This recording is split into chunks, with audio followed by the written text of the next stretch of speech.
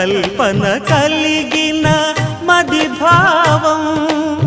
బ్రతుకును పాటగా మలిచేది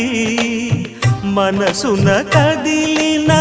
మృదునాదం కలవని దిక్కులు కలిపేది నింగిని నేలకి దింపేది తనే కదా వారధి క్షణాలకే సారథి మనస్సనేది అహో ఒక మనసుకు నేడే పుట్టిన రోజు అహో తన పల్లవి పాడే చల్లని రోజు